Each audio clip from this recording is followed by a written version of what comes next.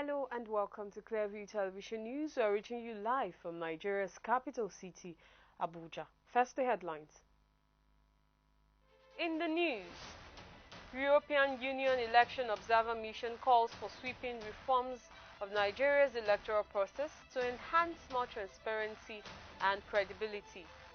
Nigeria's National Assembly now to pass annual budgets within 3 months from the date of their formal presentation by the executive. And 2 Catholic priests in Anambra State sanctioned for celebrating traditional Catholic Mass.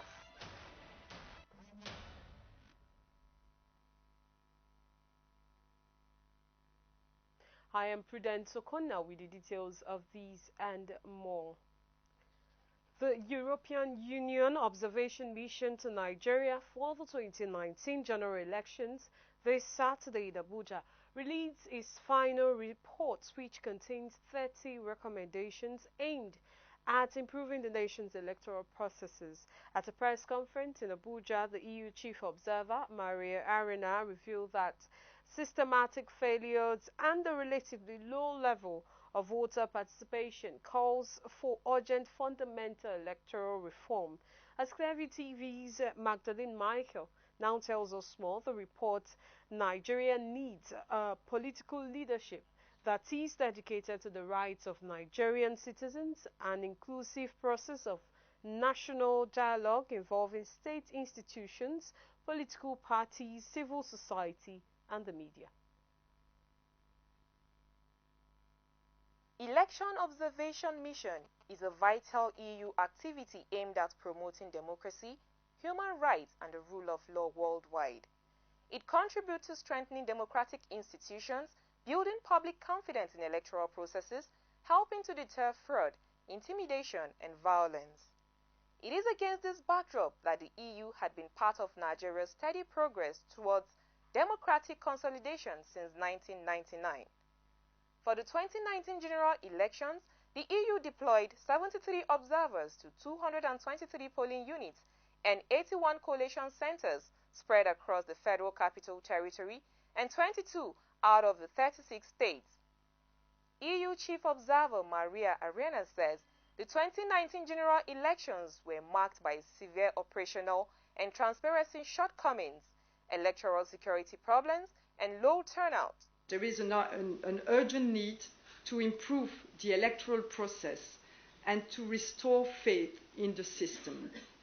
Without this, there is a risk of uncountable leadership in the country and citizen disengagement.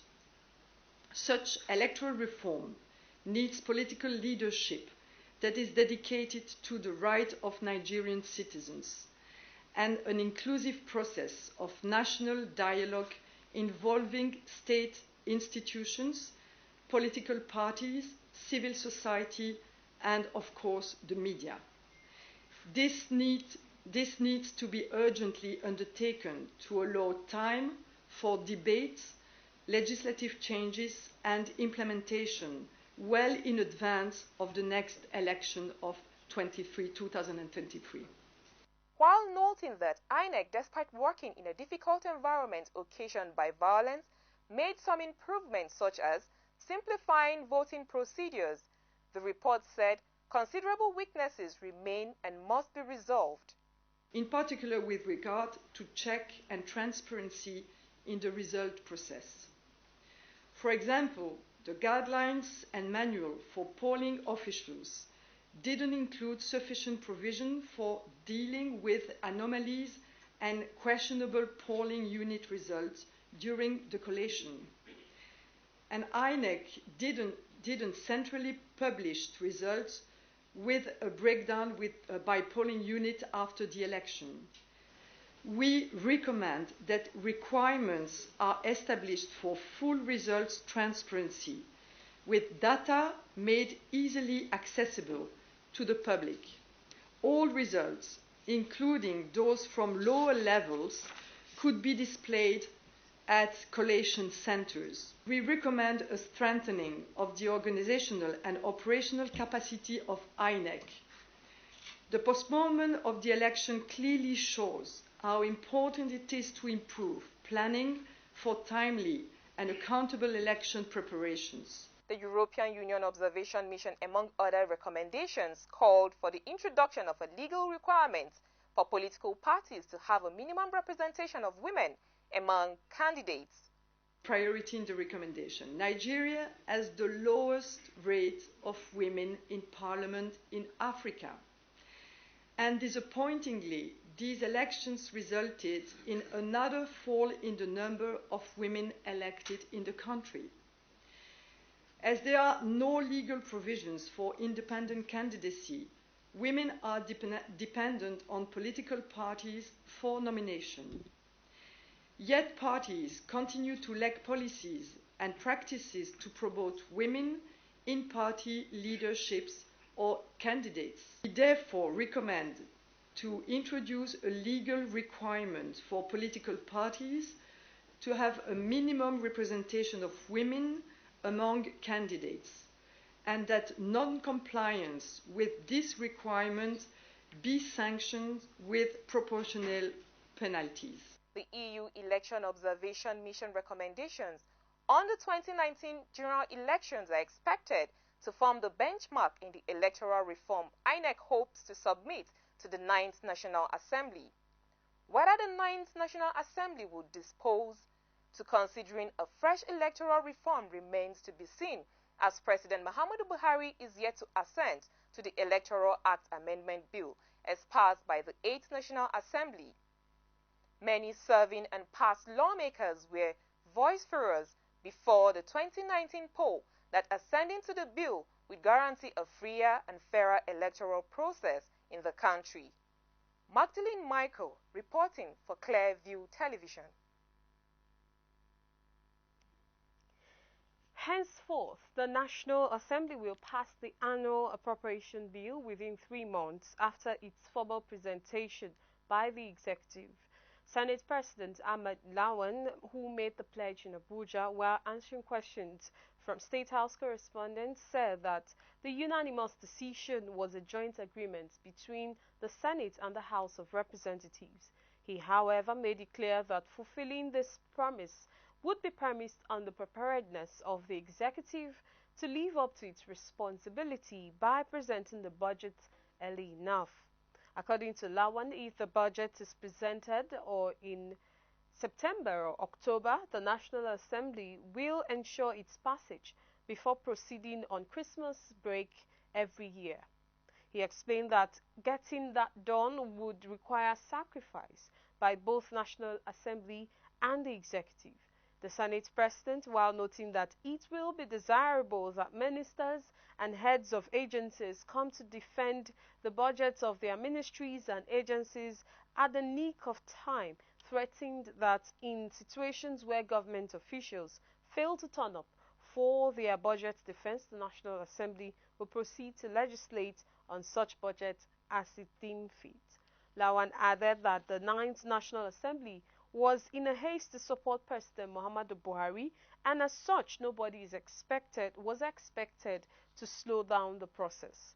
On the agenda of the 9th National Assembly, the Senate President promised that the legislative arm under his leadership will be focused, united, patriotic, and nationalistic in nature.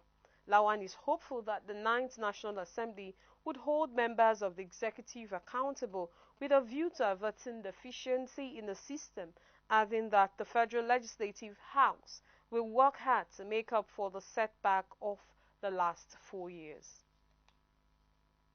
The House of Representatives has announced the constitution of 3 ad hoc committees to manage its affairs until standing committees are constituted. The Ad hoc Committee on Media, the Selection Committee, and Welfare Committee. Speaker of the House, Femi Gbajabiamila, announced the constitution of the committees after an executive session on Thursday. The House thereafter adjourned till July 2nd. Aniete Patrick has more.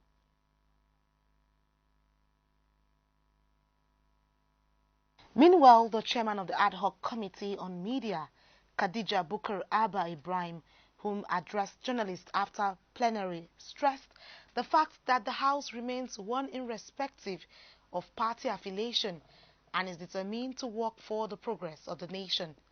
Rep. Abba Ibrahim also announced the decision of the Speaker, Femi Gbajabiamila, to visit some constituencies across the country. She further announced the cancellation of the Traditional Victory Party for the Speaker, saying members are going to use the break to work. She, however, said all WhatsApp platforms used for election purposes are now closed, adding that a new WhatsApp platform will be opened for all members. We remain as one house, regardless of party affiliation.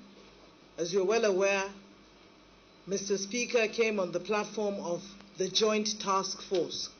So that means it doesn't matter which party you are from, we are still one. We belong to one whole house, and there's not going to be any prejudices. There's not going to be leaning towards one party.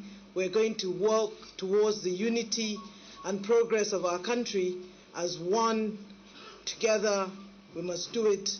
In brotherhood, we all stand. So the clerk of the National Assembly do notify the President, Commander-in-Chief of the Armed Forces of the Federal Republic of Nigeria. The House had assembled on Tuesday, 11, 2019, with a quorum formed, and that Honorable Akim Olukari Gbajabiamila, representing through the 1 Federal Constituency of Lagos State, was elected Speaker, House of Representatives. And 2, that the clerk of the National Assembly do notify the President, Commander-in-Chief of the Armed Forces of the Federal Republic of Nigeria. The House had assembled on Tuesday, 11 June 2019, with a quorum formed, and that Honorable Ahmed Idris, representing Wasi Federal Constituency of Plateau State, was elected as Deputy Speaker of the House of Representatives. They pledged to work hand in hand with the executive in line with constitutional provisions to move the nation forward. Annie T. Patrick, reporting for Clearview Television. Ahead of the November 16th election in Kogi State and Bayelsa, the governor of Kogi State, Yahaya Bello, says he will return as the governor for another 4 years. The governor stated this in an exclusive interview with Clearview on the moves by his party to deny him the party's ticket and his efforts to retain his ticket and return as the next governor of Kogi State. Correspondent Magdalene Michael has the rest of the story. Securing the APC ticket, Governor Bello said the analogy is that the tenant cannot send the landlord out of his house. While commenting on the measures put in place to rebuild the APC in Kogi State, the governor said his efforts were evident in the last outing of the party, where the party won all 25 seats of the Kogi State House of Assembly, 7 out of the 9 contested positions in the House of Representatives, and 2 out of the 3 senatorial districts in the state. This, the governor said, were enough to boost his confidence and assurance of returning to Lord Lugard House after the November 16th governorship elections. I'm the governor today, and inshallah, I'll return back as governor for another 4 years after in the November 16th election. As for the ticket, the analogy is that you don't send landlord. A tenant cannot come and send the landlord away from his house. So APC in Kogi State was rebuilt by me after a great job done by our late leader, His Excellency Prince Abubakar Audu. The governor also commended President Muhammadu Buhari for recognizing the late Chief MKO Abiola as an icon of democracy, as well for declaring June 12 as a new Democracy Day. Chief MKO Abiola was to come and serve us. He was denied. Mr. President Muhammadu Buhari is serving us. He recognized the man who paid the supreme sacrifice. So what it means to all the politicians is that we must remain real and have the interests of the people at heart and serve them diligently to the best of our ability. Governor Yahaya Bello is positive that, as the APC recently got all it wanted at the leadership of the National Assembly, Nigerians will see good governance at ease in the next level. Magdalene Michael, reporting for Clearview Television. And that was Kogi State Governor speaking with State House correspondent on his chances of becoming governor come November 16, 2019. And moving on, Lagos State Governor Babajide Sanwo-Olu has increased by 100% allowances of officers of the Lagos State Traffic Management Authority to encourage and motivate them towards attaining the goals of better traffic management and transportation in the state. Sanwo-Olu announced this during an interactive session with staff of the agency when he paid an official visit to the operations headquarters at Oshodi, Lagos. The governor said LASMA officials would start to earn new allowances by the end of July this year as a gesture to encourage the officers to improve on their performances as they go out day and night to rid the state of traffic gridlocks. He warned the officers to desist from any act of corruption or corrupt tendencies, urging the operatives to imbibe civility as a major guiding principle in the operations. He reminded LASMA officials that Lagosians want a decent and corrupt-free LASMA, and as such they should be respectful when arresting an offender. Some LASMA officials who spoke during the session appealed to the governor to assist the agency in some areas such as equipment, medical treatment, and insurance for them to deliver more efficiently.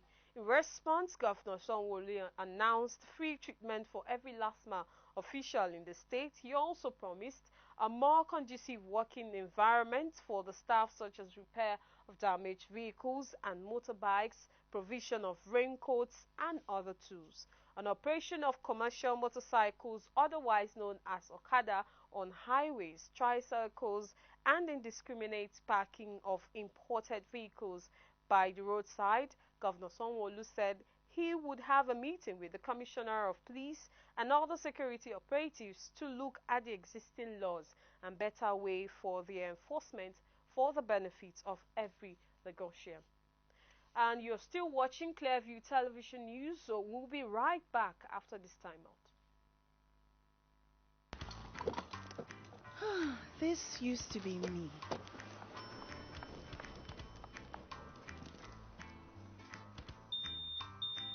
But that was before I got the perfect bag. It's handy and easy to use. All I need in one compact space, just like my MTN Extra Value plan. I used to get one plan for my calls and then try to remember which data plan worked for me. Roaming was a totally different ballgame. Not anymore. I've got the MTN Extra Value all-in-one plan. If you're a data buff like me, you get extra data with some talk time. And if you like to make calls, you get extra talk time with some data. And when I'm abroad, I automatically browse, chat, and call right on the same plan. MTN Extra Value was made just for me. More of data or calls, whichever one you prefer. MTN Extra Value is made just for you.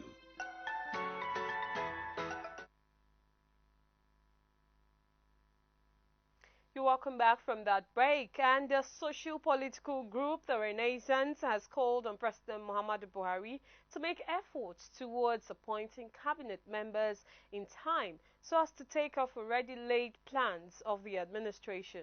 Speaking at a news conference this Friday in Abuja, the convener Tunde Molein, who commended the work done so far during the change agenda, raised expectations of the group for the next level. The report.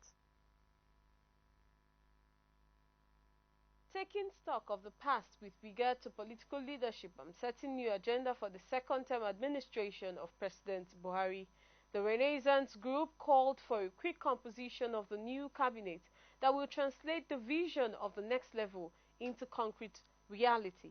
The convener of the group, Tunde Molein, commended President Buhari for the feat so far achieved, however, wants the lingering security challenges to be tackled. We're happy that the nation is moving. We're happy that despite the difficulties in insecurity, despite the challenges in governance, the country is moving forward under the president of this nation, President Muhammadu Buhari, who has just been reappointed for another 4 years, in office. A particular case should be cited, and that is the appointments of members of his cabinet. We really want to advise government not to tarry and not to waste time in putting together a very, very solid and very dynamic cabinet this time around. That is not to say that those who were there didn't play their part, but it could be better, and that is the position of this organization. We feel that yes, young, dynamic, brilliant people all around should be headhunted and put in positions. On the emergence of the leadership of the Ninth National Assembly as desired by ruling party, the co-convener Yemi Olayinka hoped this will allow for synergy as it is a step in the right direction. Started another race. We have started another 4 years, and we want to say, number one, thank you to Mr. President for helping out in the issue of the National Assembly. It's a beautiful one. The last National Assembly was a disaster for our nation. It affected everybody. But this time around, we want to thank the party leadership, that is APC. We want to thank Mr. President for ensuring that we have our party men occupying the right position at the National Assembly to assist, because there must be a synergy between the legislative and the executive, and I think we can have a robust kind of argument in the National Assembly now without really having a friction between the leadership and members of the National Assembly. The Renaissance Group also says beyond tackling security challenges, the Buhari administration should take concrete steps to address problems of power supply to boost creation of more jobs, develop government policies that will encourage local content, as well as carry the Nigerian people along on what the government is doing to actualize its next level agenda. The Katsina State Police Command has said it has succeeded in killing one armed bandit and arrested 3 others, including a 70-year-old man. The command's spokesperson, Superintendent Gambo Issa, in a statement said the bandit was killed and others arrested after a fierce gun duel between the police and the hoodlums. Issa said a distress call was received that about 100 armed bandits were seen around Pawa village, Kankara local government area of Katsina State, with about 50 stolen cows. A joint patrol team comprising Operations Puff Ada and Sharandaji were mobilized to the scene. On arrival, the team engaged the hoodlums in a gun duel, which made them to retreat and escape into rough and hilly mountains area of Rugu Forest. One Bawa Naganda, aged 70 years, was arrested at the scene. The team extended patrol to other villages, and on reaching Dabrin Jima Forest, the team sighted 3 persons on a motorcycle. The men on motorcycle opened fire at the teams, abandoned the motorcycle, and tried to escape. The team returned fire. As a result, 1 Kuruma was shot dead, while 1 Issa Baibai, aged 25, and 1 Ali Beti were arrested by the security forces. He said investigation is ongoing. The Catholic Diocese of Onitsha has sanctioned 2 priests from the diocese for acts of insubordination.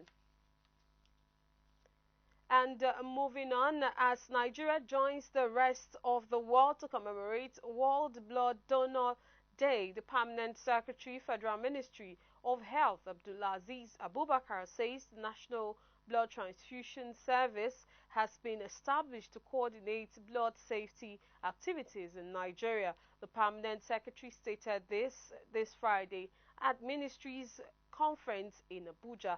Clearview TV's Rose Aldo was at the event and now reports. Abdulaziz Abubakar, while giving his speech at the event, stated that transfusions of blood and blood products save millions of lives every year. He encouraged more people the world over to become blood donors in order to build a sustainable pool that is sufficient to meet the needs of all patients who require transfusion. The use of blood and blood products has become an integral part of modern medical practice. Access to safe blood and blood products is a key component of an effective health system and a significant building block for the successful achievement of health-related sustainable development goals. With a population of over 180 million, Nigeria's estimated blood need is about 2 million units per annum. Unfortunately, much less is currently donated leading to avoidable deaths, morbidities, or ill health, particularly among our women folk, newborns, and children. Dr. Amadou Joseph, Director of Hospital Services and the representatives WHO, Dr. Clement Peter, said the aim of the World Blood Donor Day is to make healthy blood accessible to all that need the products, as well as create awareness on regular blood donation from healthy individuals. The success of this program largely depends on the availability of stable and secured access to safe blood and blood products. We all know that successful surgical interventions are inseparable with availability of blood and blood products. Are needed in Nigeria to ensure individuals and communities have access to safe and quality assured blood and blood products. Everyone can donate blood and should consider making regular, voluntary, unpaid donations so that Nigeria has adequate blood. Also sought to know the experiences of some Nigerians in terms of blood donation, and we met one Nathan John with a record of 58 donations. He shared his experience with the press. It's been 14 years now since I started donating, and what drives me, or the motive of this, is hope and faith. Hope in the sense that the person that is receiving the blood, that is the recipient of my blood, and me too, I'm giving the person another hope and faith that as long as the blood is transfused, that he or she will be able to have another life to live. Representatives Public Health Initiative Olabunmi Amao also told Clearview TV that the group has been reaching out to Nigerians to make voluntary blood donations to save those who need the product. Have supported the secondary school blood safety program over the years, and we are also very, very proud to be a supporter of that program for this year as well. World Blood Donor Day, which had the theme Blood Donation and Universal Access to Save Blood Transfusion, is celebrated 14th June of every year.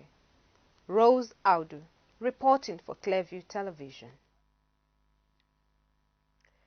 The Catholic Diocese of Onitsha has sanctioned 2 priests from the diocese for acts of insubordination. The priests, Reverend Fathers Michael Chigbata and Joseph Honora, were sanctioned for celebrating masses in parts of the diocese using what they call traditional Catholic Mass.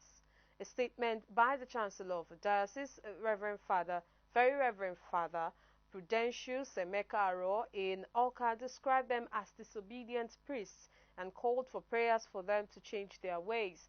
The statement said the priests abandoned their legitimately signed pastoral duties, claiming they had now joined a group known as Society of St. Pius X. Father Aro said, and we quote, they currently operate their illegal activities from Anuku in Ayamelum local government area, and they also move about deceiving innocent Catholics that they now celebrate the traditional Catholic Mass. They have neither the approval nor the permission of the Archbishop of Onitsha to celebrate any such Mass or other sacraments within the Diocese of Onitsha. These 2 priests are living in disobedience, and their faculties as priests of Onitsha Archdiocese have been withdrawn. End of quote.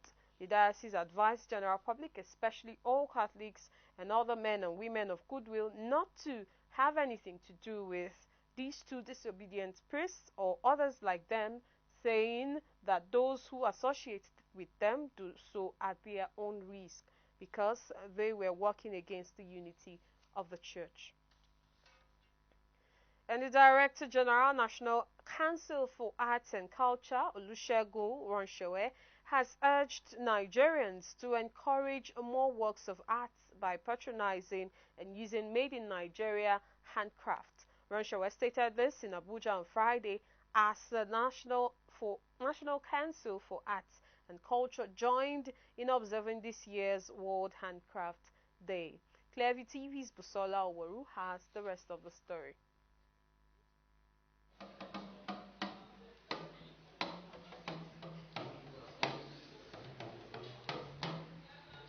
It would surprise you to know that the music you just listened to is also art.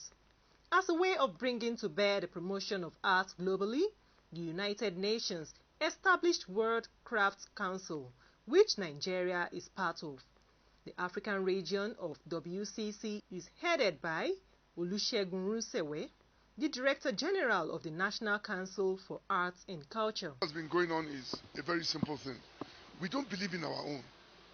And if we don't believe in our own, our economy cannot be strong. We must, look, let me give you a typical example today here. Some schools import school uniform. And we have tailors all over. Sometimes even a shame. They will tell you it's a Senegalese dress. Why?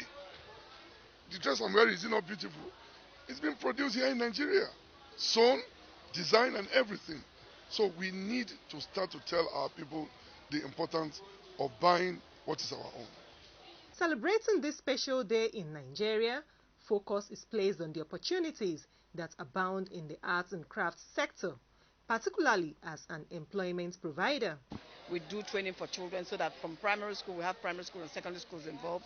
From that age, they start learning about art. So now we're trying to introduce that school activity now, and that's what we're doing, and trying to get children involved in our programs. Various handicrafts and decorative works made completely by hand and using simple tools were displayed, each having a specific meaning attached to it. They range from pottery, knitting, carving, weaving, sewing, dyeing, and so forth. Handicrafts is one aspect of art that is yet to be explored in Nigeria. The National Council for Arts and Culture is trying to promote these arts. Busola Oworu, reporting for Clearview Television. The head Quality Control Nigeria Commodity Exchange (NCX), Dr. Khadija Abdulaziz, has raised the alarm that some meat sellers in parts of the country now spray dangerous and poisonous substances like sniper on meat before selling them, thereby endangering the lives of unsuspecting meat consumers. Dr. Abdulaziz made this known in Makurdi during a one-day training on commodity trading for women and youths from Makurdi and Guma local government areas of Benue State. She lamented that the new practice is exposing unsuspecting Nigerians to life-threatening ailments and diseases which oftentimes lead to untimely death. According to Dr. Abdulaziz, the trend among meat sellers in many markets in the country is that they mix dangerous chemicals like sniper in water and sprinkle it around and on the meat they intend to sell to consumers in order to chase away flies. She said this explains why these days if you go to some markets to buy meat, you can hardly find flies because they now spray sniper on them. Dr. Abdulaziz also said the same challenge exists with the use of pesticides to preserve farm produce, which is also causing unimaginable damage to the health of Nigerians. To address the challenge, she recommended the integrated approach to preserving and storing crops with the use of non-poisonous organisms to preserve food crops. Earlier, the Assistant General Manager, Corporate Communications, Chris Echukwu, said the training was intended to expose participants to the benefits derivable from engaging with NCX and urged participants to take full advantage of the program. The training was organized by NCX in collaboration with Sandstone Associates. And you're watching Clearview Television News. We'll be back after this timeout.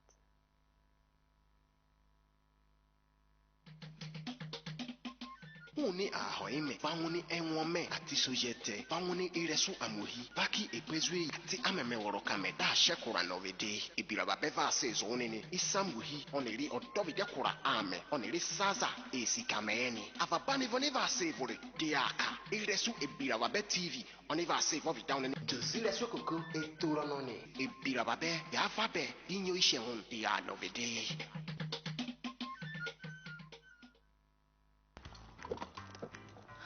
This used to be me.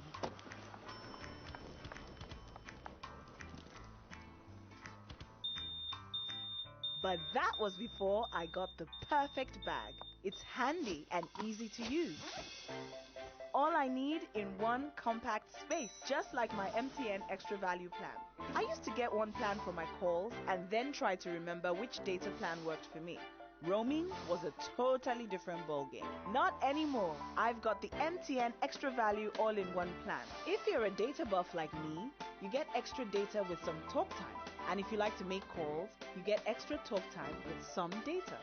And when I'm abroad, I automatically browse, chat, and call right on the same plan. MTN Extra Value was made just for me. More of data or calls, whichever one you prefer. MTN Extra Value is made just for you.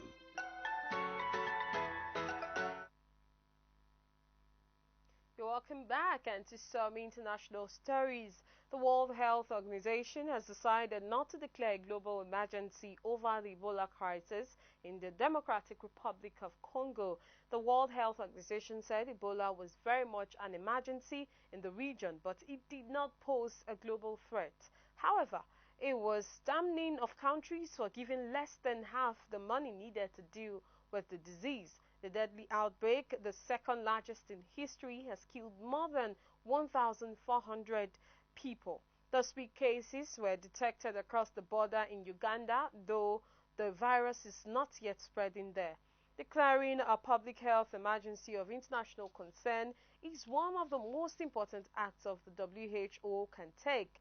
It has done so only 4 times before, including for the Ebola outbreak in West Africa, which killed more than 11,000 people.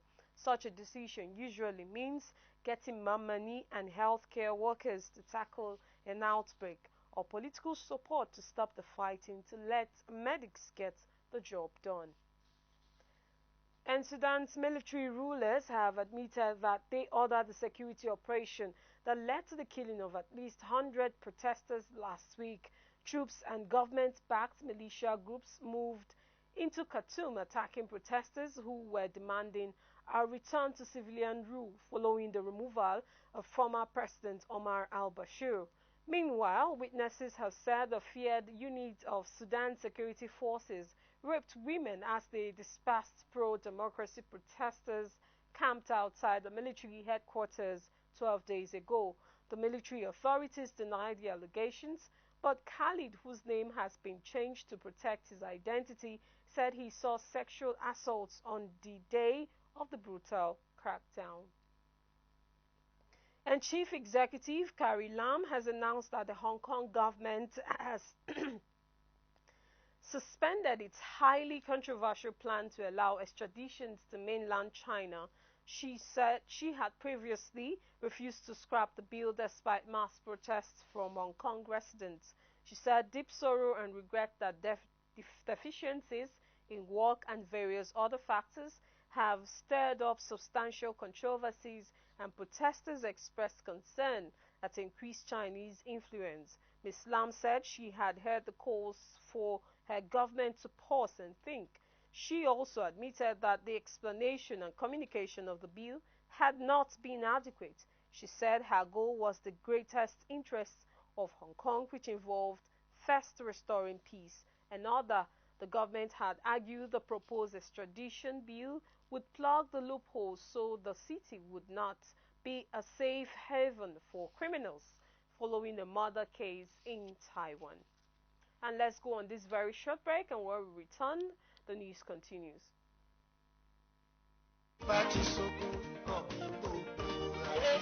Látòrí ìdárayá ní orí ọ̀dọ̀, látòrí ọ̀dọ̀ olóṣèlú títí dé orí àwọn lọ́balọ́ba àti ìjòyè ya wọn. Ẹ̀kọ́ àti àṣà àti ìṣẹ̀yà. Ètò ẹ̀jáyé ìgbọ́ra ó ti yá láti jẹ́ àmọ́ ọ̀pọ̀lọpọ̀ ní ìṣẹ̀lẹ̀. Ní agbègbè ra àti àyíkára nílẹ̀ ọkùn. Ẹ agbọ́ra, ẹ awora níbi ẹ̀tíyàwó ra ẹ̀. Ètò ẹ̀jáyé ìgbọ́ra àti mọ́rin gbogbo níbẹ̀ ṣẹlẹ̀ ẹ awora lórí rẹ̀. Ẹja sọmọ kọ́ ọmọ sọmọ.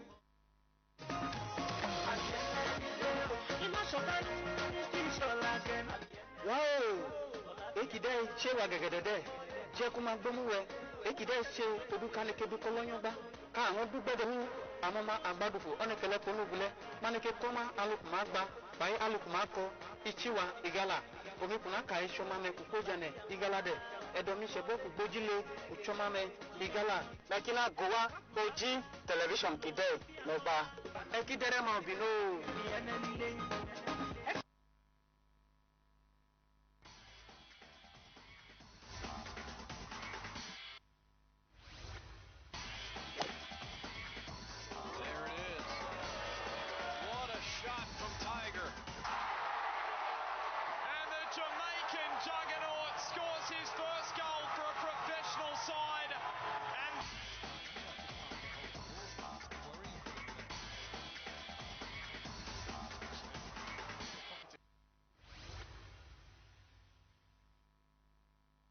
welcome back. And in sports, major stakeholders in the sporting sector have commended President Muhammadu Buhari over the renaming of Abuja National Stadium after the great sports philanthropist and icon Moshood Kashimawo Olawale Abiola. However, they are worried about the current state of the National Stadium, which is in a state of despair. The sports correspondent Olulope Oguntimei completes the report. 21 years after his death, Buhari on renaming the Abuja National Stadium. For the previous term in annulling the presidential elections of that year. Today, I propose the renaming of the Abuja National Stadium henceforth. It will be called Moshood Abiola National Stadium. That was President Muhammadu Buhari on renaming the Abuja National Stadium after late Chief MKO Abiola 21 years after his death. Many Nigerians have been commending the president for this timely decision in face of the contribution made by the late icon in enthroning democracy and his contribution towards sports development, where he was at the vanguard of those clamoring for the welfare of athletes and pioneering football club ownership by private sector.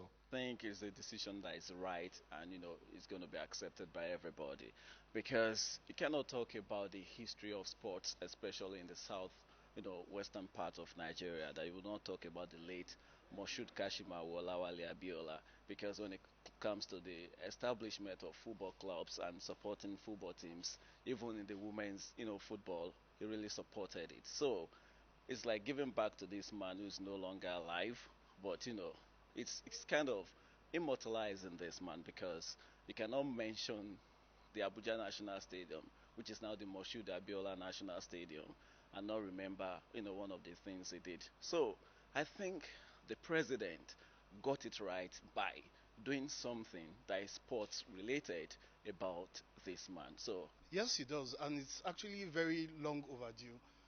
And after naming this Abuja National Stadium after the late MKO Abiola, I think the federal government and the Ministry of Sports shouldn't just stop there. Yes, he contributed immensely to the development of sports and youth development in Nigeria when he was alive. He was an integral part of our national life. Apart from contributing in the area of sport, he also contributed in politics, and we all know how he was influential, even at the continental level. He made some very, very important decisions on behalf of sub-Saharan Africa at the continental level, and at a point he was even regarded as the leader of CAF on this great continent. So as far as I am concerned, naming this stadium after Moshood Kashimawo Abiola is indeed a very welcome development, and it is in fact a watershed in Nigeria's history. Naming the national stadium after Moshood Abiola, for me, it is not an error. It is well deserved. Despite the accolades coming the way of the president, Nigerians are worried about the current state of the MKO Abiola Stadium, which has been overtaken by bush and reptiles of different nature, while the pitch is an eyesore and cannot even host a local kickabout match, and the tartan track has become a death trap. yes, because I think one of the best things to have happened to the National Stadium, which is now the Moshood Abiola National Stadium, is the renaming. Because you cannot name the stadium after such, a legend, and you not, look into the facilities and give it a facelift. Now, with the renaming of the stadium, I think the government is going to, focus on lifting, giving it a facelift, and I think in a couple of months or years or very soon, in no distant future, we're going to see that the National Stadium, which is now the Moshood Abiola National Stadium, will get a facelift. As we know, the National Stadium has been practically dead for a long time, and to let Abiola's memories live on, it will be very good for the ministry and management of the National Stadium to ensure that activities come up and the stadium gets a facelift. The pitch now is not in good condition, and there's no other way to honor him than to ensure that the pitch is good. This renaming might actually give the stadium itself a facelift. We already know that the stadium has a very massive structure, but the structure is not properly maintained. You look at the pitch, it is in a deplorable state, it is in a state of debacle. You look at the commercial aspect of the stadium, it is in a sorry state, and I think that is what the ministry and the people saddled with the responsibility need to do to actually rescue the situation. We also understand the fact that recently stools and host of other items were removed from the velodrome, thus paving the way for some sporting activities to be held in the velodrome. I think that is indeed a welcome development, and one expects the same to be done to the main bowl of the national stadium. Of course, it is one of the biggest in Africa, one of the most expensive stadiums in the world, one of the top 50 most expensive stadiums in the world, and I think we can't allow an edifice like this to be lying fallow. We need to make use of the stadium. The Super Eagles have not. The maintenance in Nigeria is a very big problem. Not only sporting facilities alone. We have offices of big parastatals in Nigeria not being maintained. For example, Adoke Amiesimaka is alive, yet go to Port Harcourt and see the Adoke Amiesimaka Sports Complex. It's something that no Nigerian is proud about. The pitch in Port Harcourt, the Adoke Amiesimaka Stadium, hosted an international friendly, and we all saw how the pitch was in that encounter. So almost every sporting facility in Nigeria is dead.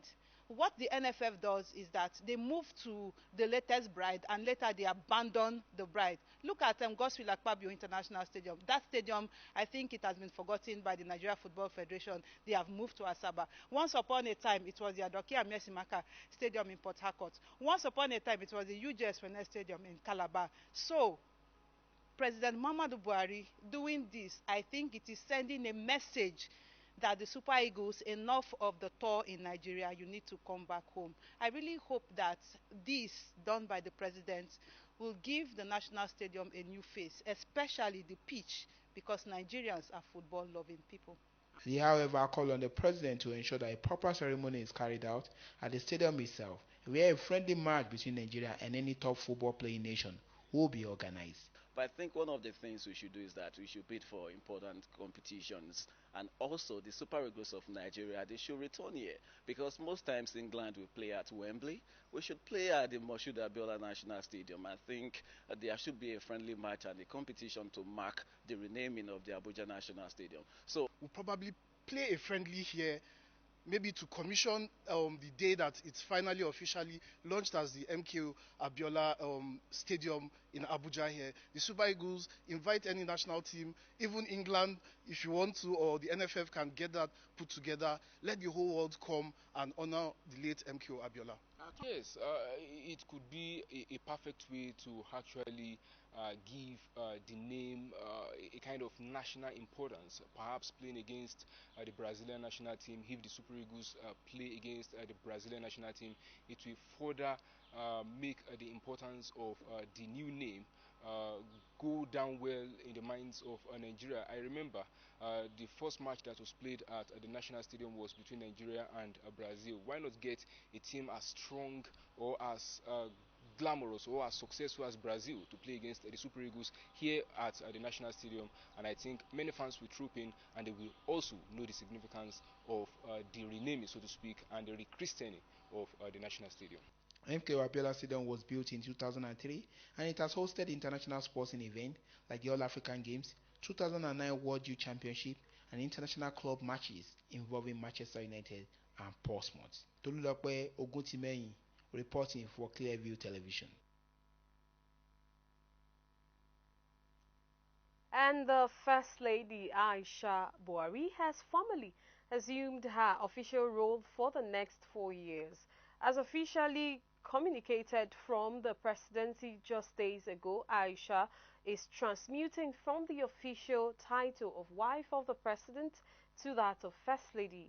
In like manner, Aisha Buhari has given a nod for wives of state governors to assume the official title of First Lady in their various states. The occasion was at a dinner meeting with wives of state governors.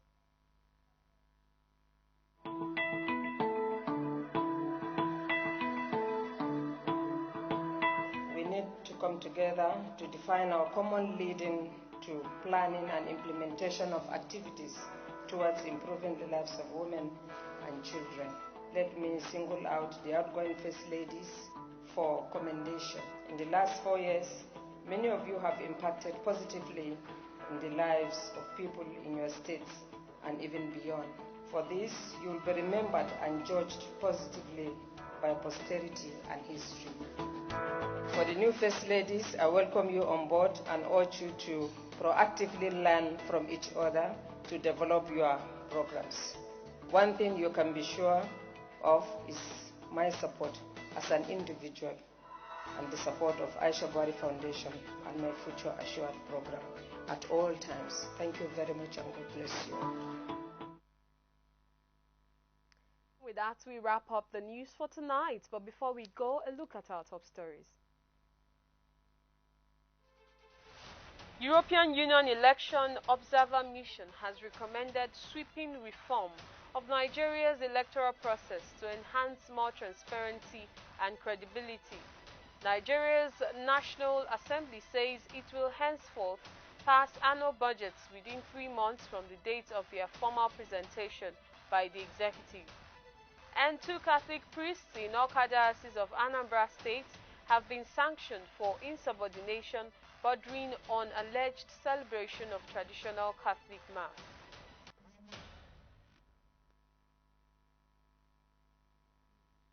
And that's the news. Remember that you can subscribe to our YouTube channel via Clearview.